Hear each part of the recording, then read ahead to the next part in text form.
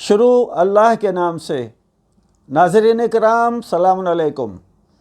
میں علی قمبر کاظمی رسول پور دہلوڑی میرٹھ سے آپ کے خدمت میں پیش کر رہا ہوں وہم اور اندھ وشواس کے خلاف مسلسل ایک گفتگو۔ آج کی گفتگو اس نقطے پر رہے گی کہ جب جسم انسانی کی زندگی اور دیکھ ریکھ اللہ کی جانب سے معین ایک روح کے حوالے ہے جو اس کی اس وقت تک محافظ ہے کہ جب تک قبض روح کرنے والا فرشتہ نہ آ جائے، تو اس کی زندگی کو درہم برہم کرنے کے لیے جن کس راستے سے آ جائے گا۔ اگر چند لمحوں کے لیے ہم جنات کے نام پر تماشا کرانے والوں کی بات مان لیں تو انہیں یہ تو بتانا ہی پڑے گا کہ اس جن کا کیا اپنا منہ نہیں ہوتا؟ کیوں وہ بولتے وقت انسانی منہ ہی استعمال کرتا ہے؟ آئیے اس فضولیات سے قطع نظر ہم اپنی روح کے بارے میں جان لیتے ہیں کہ وہ بھی کیا ہمارے جسم میں رہتی ہے۔ علامہ جوادی تابصرہ اپنی مشہور کتاب اصول و فروع صفحہ 113 سے 115 تک تحریر فرماتے ہیں کہ روح کے جسم سے تعلق کو یوں بیان کیا جا سکتا ہے کہ جب اس کا زندگی اور موت کا دار و مدار اصل میں ایک مادی جسم اور ایک غیر مادی روح سے ہے، اور جب تک یہ تعلق ہے زندگی ہے، جب ان کا آپسی تعلق ختم ہو جاتا ہے موت واقع ہو جاتی ہے۔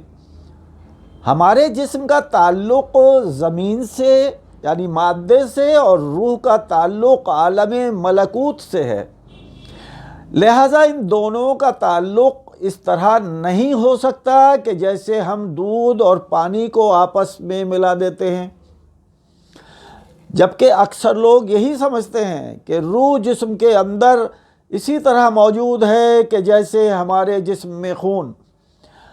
روح کا ہمارے جسم سے اگر تعلق سمجھنا ہے تو اسے بجلی گھر اور بلب کے تعلق سے بہتر طور سمجھا جا سکتا ہے۔ یعنی بجلی گھر سے جب بجلی کی سپلائی آتی ہے تو بلب روشن ہو جاتا ہے، اور بجلی کی سپلائی موقوف ہو جاتی ہے تو بلب کی روشنی بھی ختم ہو جاتی ہے، یعنی روح قبض ہو جاتی ہے۔ جب تک روح کی سپلائی جسم میں ہے تب تک خون سارے جسم میں دوڑتا رہتا ہے اور محسوس ہوتا ہے کہ روح جسم میں دوڑ رہی ہے، حالانکہ یہ روح نہیں بلکہ روح کی سپلائی کا اثر ہے جو معلوم ہو رہا ہے۔ یہی وجہ ہے کہ جب روح سے رابطہ ختم ہو جاتا ہے تو خون دوڑنا بند ہو جاتا ہے اور جسم سرد پڑ جاتا ہے، ٹھنڈا ہو جاتا ہے، کیونکہ جسم کو گرم رکھنے والی روح نے جسم سے تعلق ختم کر لیا ہے۔ اب آپ کے سامنے قرآن کریم کی چند آیات میں سے ایک آیت کا ترجمہ پیش کرتا ہوں۔ تمہارے وجود کی شناخت تمہاری روح کے ذریعے ہے، نہ کہ تمہارے بدن کے ذریعے،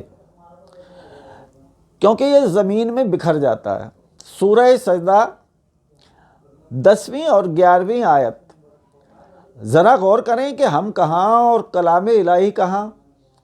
ہم اور ہمارا تعلق اور ہمارا دیکھنا دکھانا صرف مادی جسموں تک ہی ہے۔ ہم خوبصورت اور حسین جسموں کو ترجیح دیتے ہیں، ہمیں تو یہ معلوم ہی نہیں کہ روح کی ہمارے جسم میں کتنی ضرورت اور اہمیت ہے، اور کیا روح خوبصورت اور طاقتور، بدصورت اور بیمار بھی ہوتی ہے؟ آنے والی قسطوں میں انشاءاللہ یہ سب تفصیل سے بتایا جائے گا۔